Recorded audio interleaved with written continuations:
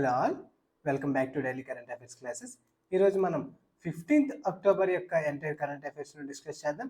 ఈ పీడిఎఫ్ను both English and Telugu మీడియంలో video కింద డిస్క్రిప్షన్లో టెలిగ్రామ్ ఛానల్ ఇవ్వడం జరిగింది. వీటితో పాటుగా యాప్ లింక్ ఇవ్వడం జరిగింది. ఈ యాప్లో మనం డైలీ కరెంట్ అఫైర్స్ యొక్క పీడిఎఫ్ను బోత్ ఇంగ్లీష్ అండ్ తెలుగు మీడియంలో అప్లోడ్ చేయడం జరుగుతుంది. వీటితో పాటుగా డైలీగా కూడా 10 మోడల్ బిట్స్ని కూడా అప్లోడ్ చేయడం జరుగుతుంది. వీటన్నిటిని కూడా ఫ్రీగానే యాప్లో అప్లోడ్ చేయడం జరుగుతుంది. ఈరోజు మనం 15th కరెంట్ అఫైర్స్ను డిస్కస్ చేసుకునే ముందుగా రెగ్యులర్గా మనం డిస్కస్ చేసే విధంగా ఎస్టర్డే కరెంట్ అఫైర్స్ను క్విక్గా రివిజన్ చేసుకుందాం.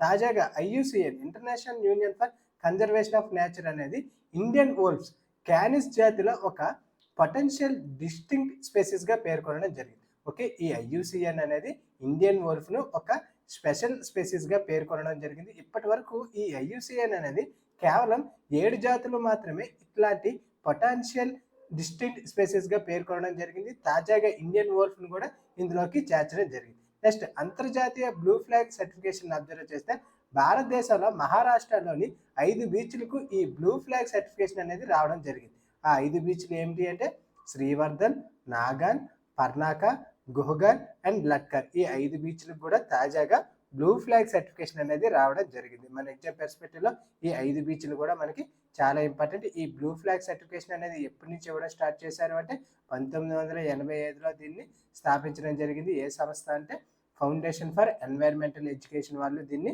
ప్రారంభించడం జరిగింది. నెక్స్ట్, దొంగలించబడిన సాంస్కృతిక వస్తువుల కోసం ఒక వర్చువల్ మ్యూజియంను తాజాగా యునెస్కో అనేది ప్రారంభించడం జరిగింది. ఓకే, దొంగలించబడిన వస్తువుల కోసం ఒక వర్చువల్ మ్యూజియంను యునెస్కో అనేది ప్రారంభించడం జరిగింది. ఇక్కడ ఎవరు ప్రారంభించారు అంటే యునెస్కో అనేది దీన్ని ప్రారంభించడం జరిగింది.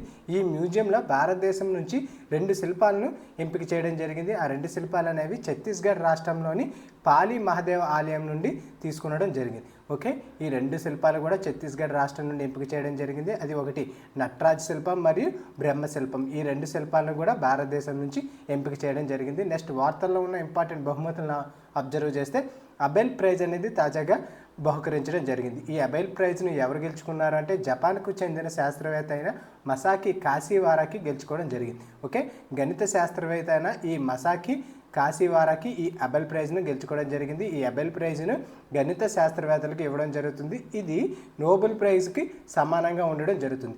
ఓకే, గణితంలో ఇది నోబెల్ ప్రైజ్గా పరిగణించడం జరుగుతుంది. 2025 కానీ ఎవరు గెలుచుకున్నారు అంటే మసాకి కాశీవారాకి దీన్ని గెలుచుకోవడం జరిగింది. దీన్ని ఏ సంస్థ ప్రదానం చేస్తుంది అంటే Norwegian academy of sciences and letters వారు దీన్ని ప్రదానం చేయడం జరుగుతుంది. దీన్ని ఎప్పుడు ప్రారంభించారు అంటే 2002లో ఈ అబెల్ ప్రైజ్ను ప్రారంభించడం జరిగింది. మొదటి బహుమతిని 2003లో ఇవ్వడం జరిగింది. నెక్స్ట్, వార్తల్లో ఉన్న ఇంకొక ఇంపార్టెంట్ అవార్డును మనం అబ్జర్వ్ చేస్తే తాజాగా కెంటన్ ఆర్ మిల్లర్ అవార్డ్స్ను ఇవ్వడం జరిగింది. ఇది భారతదేశానికి చెందిన కాజీరంగా నేషనల్ పార్క్ డైరెక్టర్ అయిన సోనాలి ఘోష్ గారు ఈ అవార్డుని గెలుచుకోవడం జరిగింది. ఓకే, భారతదేశం నుంచి మొదటిసారిగా ఈ అవార్డును గెలుచుకోవడం జరిగింది. Okay, Kaziranga national park director అయిన సోనాలి ఘోష్ గారు ఈ అవార్డును గెలుచుకోవడం జరిగింది. ఈ అవార్డును అందుకున్న మొదటి భారతీయుడిగా నిలవడం జరిగింది. ఈ అవార్డు నేమ్ ఏమిటి అంటే Kenton R Miller awards. Next, వార్తల్లో ఉన్న ఇంపార్టెంట్ ఎగ్జిబిషన్ అబ్జర్వ్ చేస్తే తాజాగా 45వ జీటెక్స్ ఎగ్జిబిషన్ అనేది వార్తల్లో నిలవడం జరిగింది. ఈ సమ్మిట్ అనేది ఎక్కడ జరుగుతుంది అంటే దుబాయ్లో జరుగుతుంది. ఓకే, ఈ ఎగ్జిబిషన్ అనేది ఎక్కడ జరుగుతుంది అంటే దుబాయ్లో జరుగుతుంది. ఇది అక్టోబర్ 13న ప్రారంభం అవ్వడం జరిగింది. ఈ ఎగ్జిబిషన్ అక్టోబర్ 13లో ప్రారంభం అవ్వడం జరిగింది. ఇది దుబాయ్ వరల్డ్ ట్రేడ్ సెంటర్లో ఈ ఎగ్జిబిషన్ అనేది జరుగుతుంది. నెక్స్ట్, ఇప్పుడు మన వార్తల్లో ఉన్న అక్టోబర్ 15 కరెంట్ అఫైర్స్ని అబ్జర్వ్ చేస్తే సైన్స్ అండ్ టెక్నాలజీ రిలేటెడ్గా మిషన్ దృష్టి అనేది వార్తల్లో నిలవడం జరిగింది. ఇది ప్రపంచంలోనే తొలి multi sensor earth observation satellite. Okay, ఇది ప్రపంచంలోనే తొలి multi sensor earth observation satellite. దీని నేమ్ ఏమిటి అంటే మిషన్ దృష్టి. దీన్ని ఎవరు అభివృద్ధి చేశారు, దీన్ని ఎవరు తయారు చేశారు అంటే భారత ప్రైవేట్ స్పేస్ టెక్ స్టార్టప్ అయిన గ్యాలాక్స్ ఐ అనే సంస్థ ఈ మిషన్ దృష్టి ఉపగ్రహాన్ని అభివృద్ధి చేయడం జరిగింది. ఇది ప్రపంచంలోనే తొలి multi sensor earth observation satellite. దీని నేమ్ ఏమిటి అంటే మిషన్ దృష్టి. దీన్ని ఎప్పుడు ప్రయోగించనున్నారు అంటే నెక్స్ట్ ఇయర్ 2026లోని తొలి క్వార్టర్లో దీన్ని ప్రయోగించనున్నారు. ఓకే, దీన్ని 2026లో ప్రయోగించనున్నారు. ఇక్కడ ఈ మిషన్ దృష్టిని మనం అబ్జర్వ్ చేస్తే ఇది ప్రపంచంలోనే మొట్టమొదటి multi sensor earth observation satellite. ఇది భారతదేశంలో ప్రైవేట్గా నిర్మించిన అతిపెద్ద ఉపగ్రహం కూడా. దేశంలో అభివృద్ధి చేసిన అత్యధిక రిజల్యూషన్ ఎర్త్ అబ్జర్వేటింగ్ ఉపగ్రహం అన్నమాట. ఇది ఎర్త్ అబ్జర్వేటింగ్ శాటిలైట్. దీన్ని ఏ సంస్థ అభివృద్ధి చేసింది అంటే బెంగళూరుకి చెందిన గ్యాలాక్సీ ఐ అనే ప్రైవేట్ స్టార్టప్ అనేది దీన్ని అభివృద్ధి చేయడం జరిగింది. దీని యొక్క ముఖ్య లక్షణాలను అబ్జర్వ్ చేస్తే ఈ శాటిలైట్లో మనకి సింథటిక్ అపర్చర్ రాడార్ మరియు హై రిజల్యూషన్ ఆప్టికల్ పేలోడ్ను ఉంచడం జరిగింది. ఓకే, ఈ శాటిలైట్లో మనకి సింథటిక్ అపర్చర్ రాడార్ను ప్లేస్ చేయడం జరిగింది. దీని యొక్క వెయిట్ ఎంత ఉంటుంది అంటే 160 kg వెయిట్ అనేది ఇది ఉండడం జరుగుతుంది. దీని యొక్క రిజల్యూషన్ అనేది 1.5 మీటర్ల వరకు దీని యొక్క రిజల్యూషన్ అనేది ఉండడం జరుగుతుంది. ఇది 2029 నాటికి సేమ్ ఇలాంటి ఉపగ్రహాలనే 8 నుంచి 12 ఉపగ్రహాలను 2029 నాటికి ప్రయోగించాలనే ప్రణాళికతో దీన్ని స్టార్ట్ చేయడం జరుగుతుంది. ఓకే, దీన్ని ఇస్రో యొక్క UR రావ్ ఉపగ్రహ కేంద్రంలో కఠినమైన నిర్మాణ పరీక్షల్లో ఇది విజయవంతమైన పరీక్షలను కంప్లీట్ చేసుకోవడం జరిగింది. ఓకే, మన ఎగ్జామ్ పర్స్పెక్టివ్లో ఇక్కడ ఇంపార్టెంట్ ఏమిటి అంటే మిషన్ దృష్టి అనేది దేనికి రిలేటెడ్గా అంటే ప్రపంచంలోని ఇది తొలి multi sensor earth observation satellite. దీన్ని ఎవరు అభివృద్ధి చేశారు అంటే బెంగళూరుకి చెందిన స్టార్టప్ అయిన గ్యాలాక్సీ ఐ అనే సంస్థ దీన్ని అభివృద్ధి చేయడం జరిగింది. దీని యొక్క అప్లికేషన్ మనం అబ్జర్వ్ చేస్తే ఈ శాటిలైట్ అనేది బార్డర్ సర్వేలెన్స్లోను, disaster management, defence intelligence, infrastructure monitoring, agri finance and insurance, advanced geospatial analytics వీటి అన్నిటిలో కూడా వీటిని ఉపయోగించడం జరుగుతుంది. ఓకే, ఈ శాటిలైట్ను ఈ అప్లికేషన్ అన్నింటిలో కూడా ఉపయోగించడం జరుగుతుంది. నెక్స్ట్ వార్తల్లో ఉన్న ఇంపార్టెంట్ రిపోర్ట్స్ని అబ్జర్వ్ చేస్తే తాజాగా CRS రిపోర్ట్ అనేది రావడం జరిగింది. దేనికోసం అంటే పర్టికులర్గా భారతదేశంలోని బర్త్స్ అండ్ డెత్స్ గురించి ఈ రిపోర్ట్ను పర్టికులర్గా ప్రస్తావించడం జరిగింది. Okay, registered general of India వాళ్ళు దీన్ని సంకలనం చేయడం జరిగింది. సివిల్ రిజిస్ట్రేషన్ సిస్టమ్ ద్వారా ఈ రిపోర్ట్ను రావడం జరిగింది. పర్టికులర్గా దేనికోసం అంటే భారతదేశంలో జననాలు మరియు మరణాల సంఖ్యను ఈ రిపోర్ట్లో ప్రస్తావించడం జరిగింది. 2023లో మొత్తం నమోదైన జననాల సంఖ్య ఎంత అంటే 2.5 కోట్లు, 2.52 crores మంది జన్మించగా ఎంతమంది మరణించారు అంటే 86.6 లక్షల మంది మరణించడం జరిగింది. ఓకే, 2023లో 2.52 కోట్ల మంది జన్మించగా 2023లో 86.6 లక్షల మంది మరణించారు. అదే 2022తో ఇక్కడ పోల్చితే జననాల సంఖ్య అనేది 2.32 లక్షలు తక్కువగా నమోదవడం జరిగింది. 2022తో పోల్చితే 2.32 లక్షల తక్కువగా నమోదవడం జరిగింది. అదే మరణాలను కంపేర్ చేస్తే 2022లో 86.5 లక్షల మంది మరణించడం జరిగింది. సేమ్ దానికి సిమిలర్గానే 2023లో కూడా అరౌండ్ 86.6 లక్షల మంది మరణించడం జరిగింది. కానీ మరణాల్లో అధికంగా కోవిడ్ ఇంపాక్ట్ అనేది ప్రభావం చూపించడం జరిగింది. ఓకే, COVID-19 అనేది అత్యధికంగా ఇంపాక్ట్ చూపించడం జరిగింది. 2020లో మరణాల సంఖ్య 81.2 లక్షలు ఉండగా అదే 2021లో ఇది 1 కోటి పైగా దాటడం జరిగింది. ఓకే, 1 కోటికి పైగా మరణాలు అనేవి 2021లో కేవలం కోవిడ్ వలన నమోదవడం జరిగింది.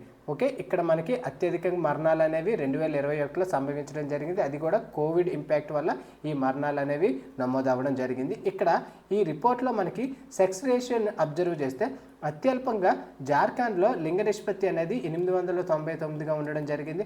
అదే అరుణాచల్ ప్రదేశ్లో ఇది 1085గా ఉండడం జరిగింది. ఓకే, అత్యధికంగా ఈ లింగ నిష్పత్తి అనేది అరుణాచల్ ప్రదేశ్లో ఉండడం జరిగింది. ఎంత అంటే 1085గా ఉండడం జరిగింది. అదే ఈ లింగ నిష్పత్తి అనేది జార్ఖండ్లో చాలా తక్కువగా ఉండడం జరిగింది.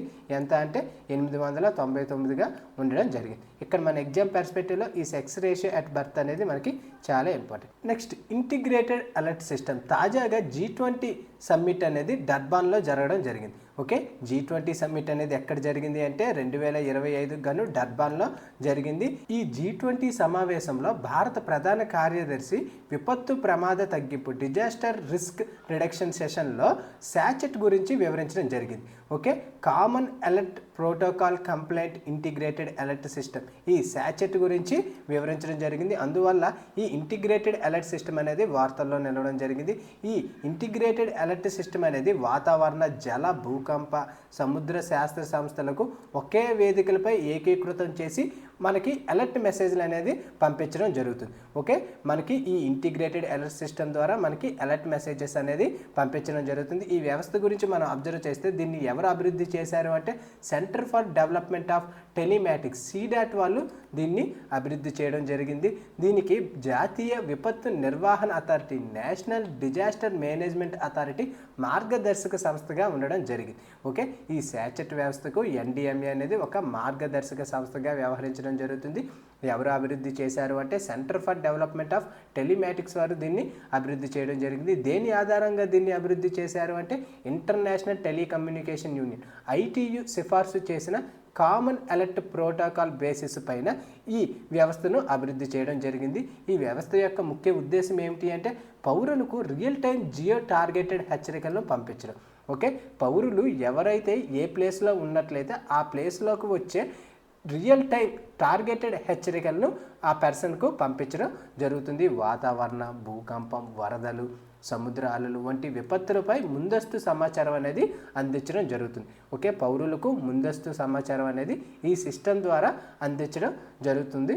ఓకే, మన ఎగ్జామ్ పర్స్పెక్టివ్లో ఇక్కడ ఈ శాచెట్ వ్యవస్థను ఎవరు అభివృద్ధి చేశారు అంటే CDAT వాళ్ళు దీన్ని అభివృద్ధి చేయడం జరిగింది. ఇది పనిచేసే విధానాన్ని మనం అబ్జర్వ్ చేస్తే బహుళ కమ్యూనికేషన్ ఛానల్స్ ద్వారా హెచ్చరికలను పంపించడం జరుగుతుంది. ఎగ్జాంపుల్గా SMS, మొబైల్ ఫోన్స్కు SMS ద్వారా కానీ, cell broadcast, TV, radio, social media, browser notification, satellite, mobile apps వీటన్నిటిని ఉపయోగించి ఇక్కడ మనకి హెచ్చరికలు అనేది పంపించడం జరుగుతుంది. ఓకే, ఇక్కడ మన ఎగ్జామ్ పర్స్పెక్టివ్లో ఈ శాచెట్ అనేది మనకి చాలా ఇంపార్టెంట్. నెక్స్ట్ వార్తల్లో ఉన్న ఇంపార్టెంట్ అవార్డ్స్ని మనం అబ్జర్వ్ చేస్తే తాజాగా 70th ఫిలింఫేర్ అవార్డ్స్ అనేవి కంప్లీట్ అవ్వడం జరిగింది. ఓకే, 2025లో 70వ ఫిలింఫేర్ అవార్డ్స్ అనేవి కంప్లీట్ అవ్వడం జరిగింది. ఈ ఫిలింఫేర్ అవార్డ్స్ను ఎక్కడ నిర్వహించారు అంటే అహ్మదాబాద్లో ఇది నిర్వహించడం జరిగింది.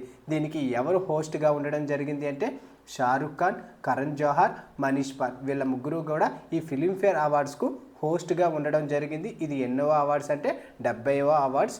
ఓకే, ఎక్కడ జరిగింది? అహ్మదాబాద్లో జరిగింది. ఇక్కడ మనకి ఎగ్జామ్ పర్స్పెక్టివ్లో ఈ అవార్డ్స్ను గెలుచుకున్న విజేతలు ఖచ్చితంగా ఇంపార్టెంట్. ఓకే, ఇందులో ప్రధానంగా లాపత్ లేడీస్ నుంచి 13 అవార్డులను గెలుచుకోవడం జరిగింది. ఓకే, ఈ లాపత్ లేడీస్ మూవీ అనేది 13 అవార్డులను గెలుచుకోవడం జరిగింది. ఉత్తమ చిత్రంగా ఈ లాపత్ లేడీస్ అనేది నిలవడం జరిగింది. ఉత్తమ దర్శకుడుగా కిరణ్ రావు, ఈ లాపత్ లేడీ మూవీ డైరెక్టర్ అయిన కిరణ్ రావు గారికి ఉత్తమ దర్శకుడుగా అవార్డు అనేది రావడం జరిగింది. ఉత్తమ చిత్రం అనేది లాపత్ లేడీస్. ఉత్తమ నటుడు అనేది అభిషేక్ బచ్చన్, కార్తిక్ ఆర్యన్ ఉమ్మడిగా ఈ ఉత్తమ నటుడు అవార్డును ఇవ్వడం జరిగింది. మేల్ విభాగంలో ఉత్తమ నటుడు అవార్డును ఎవరు గెలుచుకున్నారు అంటే అభిషేక్ బచ్చన్ మరియు కార్తిక్ ఆర్యన్ ఇద్దరు కూడా ఈ అవార్డును గెలుచుకోవడం జరిగింది. I want to talk, Chandu champion సినిమాలకు గాను అభిషేక్ బచ్చన్ మరియు కార్తిక్ ఆర్యన్కు ఉత్తమ నటుల విభాగంలో అవార్డును గెలుచుకోవడం జరిగింది. అదే ఉత్తమ నటి ఫీమేల్ విభాగంలో ఉత్తమ నటి అవార్డును అలియా భట్ గెలుచుకోవడం జరిగింది. ఏ మూవీకి అంటే జిగ్రా మూవీకి గాను అలియా భట్ ఉత్తమ నటి అవార్డును గెలుచుకోవడం జరిగింది. ఓకే, ఇక్కడ మనకి ఈ ఉత్తమ నటుడు మరియు ఉత్తమ నటి విభాగం అనేది మన ఎగ్జామ్ పర్స్పెక్టివ్లో చాలా ఇంపార్టెంట్. విమర్శకుల ఉత్తమ నటుడిగా రాజ్ కుమార్ రావు, శ్రీకాంత్ మూవీకి గాను రాజ్ కుమార్ రావు విమర్శకుల ఉత్తమ నటుడు పురుషుల విభాగంలో ఈ అవార్డును గెలుచుకోవడం జరిగింది. అదే ఉత్తమ కథ అయితే ఆర్టికల్ 370 మూవీకి గాను ఉత్తమ కథ అనేది గెలుచుకోవడం జరిగింది. ఉత్తమ కథ విభాగంలో ఆర్టికల్ 370 మూవీ గెలుచుకోవడం జరిగింది. ఇక్కడ జీవిత సాఫల్య పురస్కారం అనేది జీనత్ అమాన్ మరియు శ్యామ్ బెనగల్ గారు మరణ అనంతరం గెలుచుకోవడం జరిగింది. ఓకే, జీవిత సాఫల్య పురస్కారాన్ని ఎవరు గెలుచుకున్నారంటే జీనత్ అమాన్ మరియు శ్యామ్ బెనగల్ గారు గెలుచుకోవడం జరిగింది. ఇక్కడ ఇంపార్టెంట్ ఏమిటి అంటే 13 అవార్డును ఈ లాపత్ లేడీ మూవీ అనేది గెలుచుకోవడం జరిగింది. ఇంకా ఉత్తమ నటుడుగా అభిషేక్ బచ్చన్, కార్తిక్ ఆర్యన్ నిలవడం జరిగింది. అదే ఉత్తమ నటిగా అలియా భట్ అనేది ఇక్కడ నిలవడం జరిగింది. నెక్స్ట్ తాజాగా భారతదేశం అనేది ఐక్యరాజ్య సమితి మానవ హక్కుల మండలి యునైటెడ్ నేషన్ హ్యూమన్ రైట్స్ కమిషన్కు ఎన్నికవ్వడం జరిగింది. భారతదేశం తాజాగా ఈ యునైటెడ్ నేషన్ HRCకు ఎన్నికవ్వడం జరిగింది. 2026-28 గాను ఈ 3 years గాను భారతదేశం అనేది ఎన్నికవ్వడం జరిగింది. ఇలా భారతదేశం అనేది 7వసారి ఈ యునైటెడ్ నేషన్ హ్యూమన్ రైట్స్ కమిషన్కు ఎన్నికవ్వడం జరిగింది. ఓకే, ఇప్పటి వరకు భారతదేశం ఎన్నిసార్లు ఎన్నిక అవడం జరిగిందంటే 7 సార్లు భారతదేశం అనేది ఎన్నిక అవడం జరిగింది. తాజాగా భారత శాశ్వత ప్రతినిధి అయిన పి హరీష్ ఈ ఎన్నికను భారతదేశం యొక్క మానవ హక్కులు మరియు ప్రాథమిక స్వేచ్ఛ పట్ల అచంచల నిబద్ధతను గుర్తింపుగా పేర్కొనడం జరిగింది. ఇక్కడ మన ఎగ్జామ్ పర్స్పెక్టివ్లో ఎవరు ఎన్నిక అవ్వడం జరిగింది అంటే భారతదేశం అనేది ఈ మానవ హక్కుల మండలికి ఎన్నిక అవ్వడం జరిగింది. ఇప్పటి వరకు భారతదేశం 7 సార్లు ఈ కమిషన్కు ఎన్నిక అవ్వడం జరిగింది. ఇక్కడ మన ఎగ్జామ్ పర్స్పెక్టివ్లో ఈ United nation human rights commission గురించి అబ్జర్వ్ చేస్తే దీన్ని ఎప్పుడు స్థాపించారు అంటే 2006లో దీన్ని స్థాపించడం జరిగింది. ఓకే, ఈ యుఎన్హెచ్ఆర్సీ అనేది 2006లో స్థాపించిన మొదటి సంవత్సరంలోనే భారతదేశం అనేది ఎన్నిక అవ్వడం జరిగింది. ఓకే, భారతదేశం అనేది స్థాపించిన మొదటి సంవత్సరంలో కూడా ఈ యుఎన్హెచ్ఆర్సీకు ఎన్నిక అవ్వడం జరిగింది. ఇక్కడ మన ఎగ్జామ్ పర్స్పెక్టివ్లో దీన్ని ఎప్పుడు స్థాపించారంటే 2006లో ఈ యుఎన్హెచ్ఆర్సీని స్థాపించడం జరిగింది. ఇందులో టోటల్గా 47 దేశాలు సభ్య దేశాలుగా ఉండడం జరిగింది. ఒక దేశం అనేది పదవీ కాలం 3 సంవత్సరాలు ఉండడం జరుగుతుంది. అంటే ఈ యుఎన్హెచ్ఆర్సీకి ఎన్నికైన దేశం అనేది 3 సంవత్సరాలు పదవీ కాలాన్ని నిర్వహించడం జరుగుతుంది. ఈ యుఎన్హెచ్ఆర్సీకి ఎన్నికైన దేశం యొక్క ప్రధాన విధులు ఏమిటి అంటే ప్రపంచవ్యాప్తంగా మానవ హక్కుల ఉల్లంఘనలను పరిశీలించడం, సభ్య దేశాల్లో పరిస్థితులను సమీక్షించడం, మానవ హక్కుల అంశాలపై చర్చించడానికి ఇది ఒక వేదికగా పనిచేయడం జరుగుతుంది. ఇక్కడ మనము భారతదేశం ఇంతకుముందు ఏ సమయాల్లో పదవీ కాలాల్లో ఎన్నిక అవ్వడం జరిగింది అంటే స్థాపించిన మొదటి సంవత్సరం 2006, 2007లో భారతదేశం ఎన్నిక అవ్వడం జరిగింది. దాని తర్వాత 2007 నుంచి 10, 11 నుంచి 14, 14 నుంచి 17, 17 నుంచి 20, 22 నుంచి 24, నెక్స్ట్ 26 నుంచి 28 మ్యాక్సిమం కంటిన్యూగానే భారతదేశం అనేది ఎన్నిక అవ్వడం జరిగింది. ఈసారి కూడా ఈ 7వసారి కూడా భారతదేశం అనేది ఏకీగ్రీవంగానే ఎన్నిక అవ్వడం జరిగింది. ఓకే, ఇక్కడ మన ఎగ్జామ్ పర్స్పెక్టివ్లో ఈ యుఎన్హెచ్ఆర్సీ అనేది చాలా ఇంపార్టెంట్. నెక్స్ట్ వార్తల్లో ఉన్న ఇంపార్టెంట్ జీడిపి ఫోర్కాస్ట్ని మనం అబ్జర్వ్ చేస్తే తాజాగా ఐఎంఎఫ్ అనేది తమ యొక్క జీడిపి ఫోర్కాస్ట్ అంచనాలను మార్చడం జరిగింది. ఓకే, ఐఎంఎఫ్ అనేది తమ యొక్క జీడిపి ఫోర్కాస్ట్ అంచనాలను మార్చడం జరిగింది. అంతర్జాతీయ ద్రవ్యనిధి తన తాజా వరల్డ్ ఎకనామిక్ అవుట్లుక్లో ఓకే ఈ వరల్డ్ ఎకనామిక్ అవుట్లుక్ నివేదికలో ఈ జీడిపి ఫోర్కాస్ట్ యొక్క అంచనాలను మార్చడం జరిగింది. ఓకే, ఎవరు అంటే అంతర్జాతీయ ద్రవ్యనిధి ఇంటర్నేషనల్ మానిటరీ ఫండ్ ఏ నివేదికలో అంటే తాజా వరల్డ్ ఎకనామిక్ అవుట్లుక్లో ఈ జీడిపి అంచనాలను చేంజ్ చేయడం జరిగింది. ఇంతకుముందు ఐఎంఎఫ్ అనేది 2025-26 గాను భారతదేశం యొక్క జీడిపి అంచనాను 6.4%గా పేర్కొనడం జరిగింది. కానీ తాజాగా ఎంతకు మార్చడం జరిగింది అంటే 6.6%. ఓకే, తాజాగా ఎంతకు మార్చడం జరిగింది అంటే 6.6% ఈ నివేదికలో మార్చడం జరిగింది. అదే 2026-27 గాను భారతదేశం యొక్క జీడిపి అంచనాను 6.4%గా అంచనా వేయగా దాన్ని 6.2%కి తగ్గించడం జరిగింది. ఓకే, ఈ సంవత్సరానికి అయితే 6.6%కి పెంచగా నెక్స్ట్ అకాడమిక్ ఇయర్కి గాను ఇది 6.2%కి తగ్గించడం జరిగింది. మన ఎగ్జామ్ పర్స్పెక్టివ్లో ఈ జీడిపి ఫోర్కాస్ట్ అనేవి మనకి చాలా ఇంపార్టెంట్.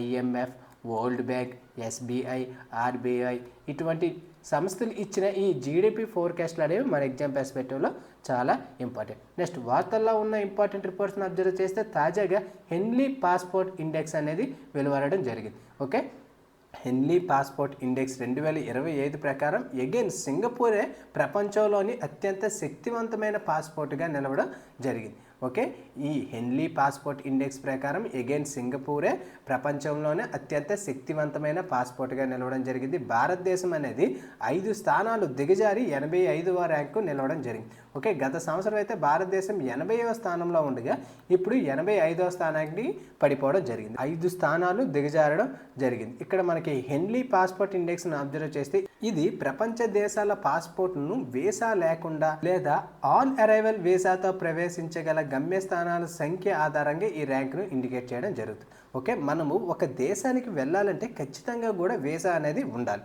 ఓకే, ఆ వీసా ఆధారంగా లేదా ఆన్ అరైవల్ వీసా ఆధారంగా ఈ ర్యాంకును ఇవ్వడం జరుగుతుంది. ఎవరు అంటే హెన్లీ అండ్ పార్ట్నర్స్ సంస్థ ఈ రిపోర్ట్ను వెలువరించడం జరుగుతుంది. దేని డేటా మూలంగా అంటే international air transport association data మూలంగా ఈ నివేదికను రూపొందించడం జరిగింది. ఈ నివేదికలో మొదటి స్థానంలో సింగపూర్ అనేది నిలవడం జరిగింది. వన్స్ ఈ సింగపూర్ పాస్పోర్ట్ కానీ ఒక పర్సన్కి ఉన్నట్లయితే ఆ పర్సన్ సింపుల్గా 193 దేశాలకు వెళ్ళవచ్చు. ఓకే, ఎటువంటి వీసా అవసరం లేకుండా సింగపూర్ పాస్పోర్ట్తోనే 193 దేశాలను వెళ్ళవచ్చు. అదే జర్మనీ, స్పెయిన్, ఇటలీ, ఫ్రాన్స్ దేశాల యొక్క పాస్పోర్ట్స్తో మనము 192 దేశాలకు వెళ్ళవచ్చు. ఓకే, ఇక్కడ సింగపూర్ పాస్పోర్ట్తో 193 దేశాలకు వెళ్ళవచ్చు. అదే జర్మనీ పాస్పోర్ట్తో అయితే 192 దేశాలకు వెళ్ళవచ్చు. అదే భారతదేశపు యొక్క పాస్పోర్ట్తో అయితే మనము కేవలం 62 దేశాలు మాత్రమే వెళ్ళవచ్చు. ఇక్కడ ఆన్ అరైవల్ వీసా కానీ వీసా లేకుండా 62 దేశాలను భారత్ పాస్పోర్ట్తో మనము ప్రయాణించవచ్చు. ఇక్కడ మన ఎగ్జామ్ పర్స్పెక్టివ్లో భారతదేశపు యొక్క ర్యాంక్ ఎంత అంటే 85వ ప్లేస్లో ఉండడం జరిగింది. భారతదేశం పాస్పోర్ట్తో 62 దేశాలకు మనం వెళ్ళవచ్చు. గత ఏడాది ఎంత ర్యాంక్ అంటే 80వ ర్యాంక్. ఇక్కడ మనం ఈ నివేదికలో ముఖ్యమైన మార్పులను మనం అబ్జర్వ్ చేస్తే United states of America USA అనేది 12వ స్థానానికి పడిపోవడం జరిగింది. ఓకే, తక్కువ చారిత్రాత్మక స్థాయి USA అనేది ఈ 12వ స్థానానికి పడిపోవడం తన కెరియర్లోనే అత్యంత తక్కువైన స్థానం అనమాట. యునైటెడ్ కింగ్డమ్ అనేది స్థిరంగా 9వ స్థానంలోనే ఉండడం జరిగింది. లీస్ట్ పొజిషన్లో ఆఫ్ఘనిస్తాన్ అనేది ఉండడం జరిగింది. ఓకే, ప్రపంచంలోనే అతి బలహీనమైన పాస్పోర్ట్ అనేది ఆఫ్ఘనిస్తాన్ పాస్పోర్ట్. ఓకే, ఇది ప్రపంచంలోనే అతి బలహీనమైన పాస్పోర్ట్. కేవలం ఈ పాస్పోర్ట్తో 27 దేశాలు మాత్రమే ప్రవేశించడం అవుతుంది. ఓకే, 27 దేశాలకు మాత్రమే ఈ పాస్పోర్ట్తో వెళ్ళడం అవుతుంది. నెక్స్ట్ వార్తల్లో ఉన్న ఇంపార్టెంట్ ఇష్యూని అబ్జర్వ్ చేస్తే తాజాగా మాల్దీవులు తల్లి నుండి బిడ్డకు HIV, సిఫిలిస్ మరియు హెపటైటిస్ బిను నిర్మూలిస్తున్నట్లు తాజాగా WHO అనేది పేర్కొనడం జరిగింది. ఓకే, ఈ 3 వ్యాధులను నిర్మూలించిన మొదటి దేశంగా మాల్దీవులు అనేది నిలవడం జరిగింది. ఓకే, తల్లి నుండి బిడ్డకు వెళ్ళే HIV కానీ సిఫిలిస్ కానీ హెపటైటిస్ B వ్యాధులను నిర్మూలించినట్టు తాజాగా WHO అనేది అనౌన్స్ చేయడం జరిగింది. ఏ దేశం అంటే మాల్దీవ్ దేశంలో ఈ 3 వ్యాధులను కూడా నిర్మూలించడం జరిగింది. ఓకే, మన ఎగ్జామ్ పర్స్పెక్టివ్లో ఇక్కడ ఏ దేశం ఈ 3 వ్యాధులను నిర్మూలించింది అనేది మనకి చాలా ఇంపార్టెంట్.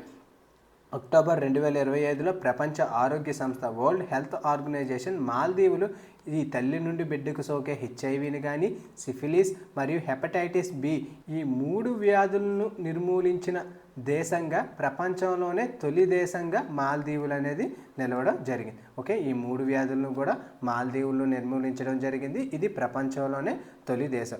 ఈ 3 వ్యాధులను నిర్మూలించడంలో మాల్దీవులు అనేది చాలా తీవ్రంగా కృషి చేయడం జరిగింది. యాక్చువల్గా మాల్దీవ్స్ 2019లోనే ఈ HIV మరియు సిఫిలిస్ను నిర్మూలించడం జరిగింది. తాజాగా 2025లో ఈ హెపటైటిస్ Bను నిర్మూలించడంతో ఈ 3 వ్యాధులను నిర్మూలించిన తొలి దేశంగా మాల్దీవులు అనేది నిలవడం జరిగింది. మన ఎగ్జామ్ పర్స్పెక్టివ్లో ఈ మాల్దీవ్స్ అనేది ఇక్కడ చాలా ఇంపార్టెంట్. అది ఫ్రెండ్స్ ఈరోజు వార్తల్లో ఉన్న ఎంటైర్ కరెంట్ అఫైర్స్. ఈ పీడిఎఫ్ను బోత్ ఇంగ్లీష్ అండ్ తెలుగు మీడియాలో వీడియో కింద డిస్క్రిప్షన్లో టెలిగ్రామ్ ఛానల్ ఇవ్వడం జరిగింది. ఈ టెలిగ్రామ్ ఛానల్లో అప్లోడ్ చేస్తున్నాం. Thank you for watching.